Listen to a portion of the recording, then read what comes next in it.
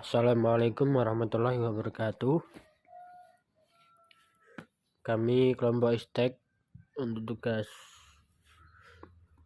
kelompok membuat presentasi beranggotakan Khairul Razikin dengan NIM L200-200-153, Andika Nur Rifai L200-2080, dan Dimas Rahmat Darmawan L200-2082.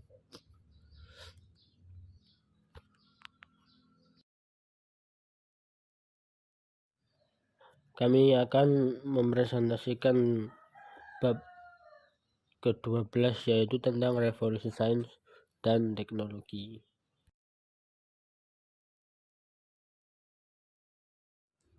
Mengapa terjadi di Eropa? Faktor yang mendukung.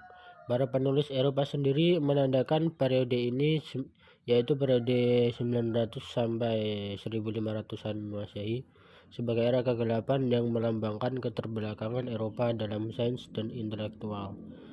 Jadi dapat dikatakan bahwa faktor pertama dan utama yang membantu perkembangan sains di Eropa adalah hasil adopsi peradaban Islam. Hasil adopsi itu merupakan teori-teori sains dan metode-metode ilmiah yang berwujud sebagai paradigma dasar dalam perkembangan sains di Eropa, dan titik puncaknya dan semua itu adalah revolusi sains sekitar abad 17. Edward Grant, yaitu salah satu ilmuwan kontemporer dalam sejarah sains, tidak hanya mengetahui fakta itu, tapi juga mengakuinya. Jadi Edward Grant, salah satu ilmuwan kontemporer, tidak hanya mengetahui fakta itu, tapi juga mengakuinya. Hal ini dapat diketahui dalam catatannya sebagai berikut. Revolusi sains tidak akan terjadi di Eropa pada abad 17 Masehi jika standar sains dan filsafat natural masih setara sains pada pertengahan pertama, yaitu abad 12 Masehi. Sebelum adanya penerjemah sains Yunani Arab di pertengahan akhir abad itu. Tanpa penerjemahan yang mengubah kehidupan intelektual Eropa itu dan beberapa peristiwa setelahnya, revolusi sains abad 17 mustahil dapat terwujudkan. Catatan itu menunjukkan bahwa penerjemah sains dan filsafat Yunani Arab natural ke dalam bahasa Latin adalah titik tolak kemunculan tradisi keilmuan di Eropa. Di luar faktor-faktor utama di atas, secara umum kondisi barat mendukung aktivitas keilmuan. Di antara yang terpenting ialah suasana damai di Eropa menjelang abad 17 Masehi. Pada umumnya adanya stabilitas sosial dan politik juga berarti adanya stabilitas mental, dan tanpanya kemajuan intelektual tidak akan terwujud. Dengan berbekal kondisi yang sangat menguntungkan itu, maka masuk di akal bahwa revolusi ilmu pengetahuan terjadi di Eropa pada abad 17 Masehi. B. Mengapa tidak di dunia muslim? Faktor yang merintanginya, masyarakat yang berorientasi pada doktrin fatalisme atau seseorang yang terlalu diinterferensi oleh Tuhan dan yang merupakan bagian dan matrik sebab akibat kausalitas, terpaksa menghasilkan individu-individu yang kurang berhasrat menyelidiki hal-hal diketahui dengan piranti sains. Secara eksternal, dua invasi yang berdampak permusuhan telah dilakukan terhadap dunia muslim. Kedua invasi ini adalah invasi bangsa Mongolia dan kaum salib. Bangsa Mongolia dikenal sangat biadab, penghasut perang yang primitif yang banyak menggarong kota dan menghancurkan berbagai peradaban yang kokoh, mulai dari Cina sampai Eropa Timur. Image budaya perusakan bangsa Mongolia sangat besar dan mencangkup perusakan kota dan sekolahan, pembantaian guru dan ilmuwan, serta melenyapkan para ilmuwan.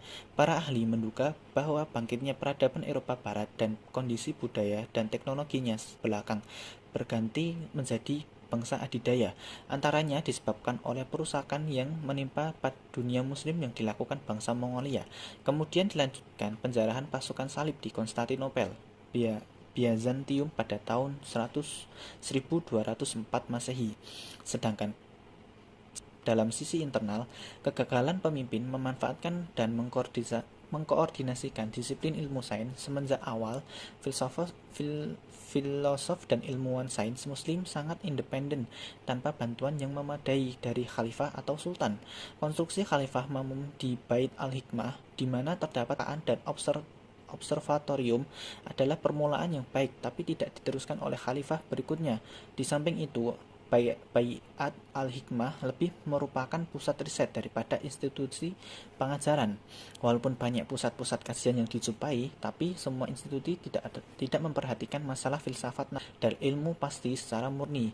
Hal ini berakibat pada kegagalan melembagakan filsafat natural dan sains.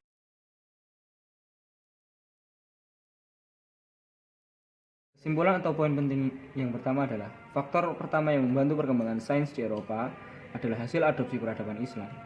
Hasil adopsi itu merupakan teori-teori sains dan metode-metode ilmiah, dan titik puncaknya semua itu adalah revolusi sains sekitar abad 17. Yang kedua, catatan Edward Grant menunjukkan jumlah sains dan filsafat Yunani Arab natural ke bahasa Latin adalah titik tolak kemunculan tradisi keilmuan di Eropa. Yang ketiga, sebelum Edward Grant ternyata ada Goichon AM. Dia mengatakan transmisi sains Yunani oleh orang Arab atau Muslim ke dalam bahasa Latin melahirkan pencerahan Renaissance pertama di selatan Eropa mulai abad 10 di Sisilia, kemudian abad 12 di sekitar Toledo, dan tidak lama kemudian di Prancis. Yang keempat, proses terpenting dari dan transformasi ini adalah institusionalisasi. Orang Eropa lantas membentuk institusi universitas. Aktivitas ini menjadi fondasi sains modern sejak abad pertengahan hingga sekarang ini. Di universitas juga dapat dilihat bagaimana ilmu sains dan filsafat itu diatur dengan baik. Dengan segala sarannya dibentuk untuk memfasilitasi memastikan perkembangan sains di bagian dunia itu. Yang kelima, faktor selanjutnya, majunya tradisi keilmuan di Eropa adalah munculnya golongan ahli filsafat teologi.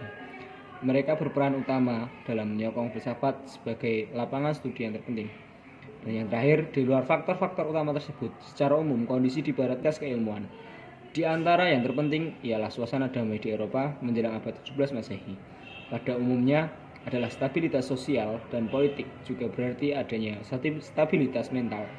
Dan tanpa kemajuan intelektual tidak akan terwujud. Sekian dari presentasi kelompok kami, kurang lebihnya mohon maaf. Terima kasih. Assalamualaikum warahmatullahi wabarakatuh.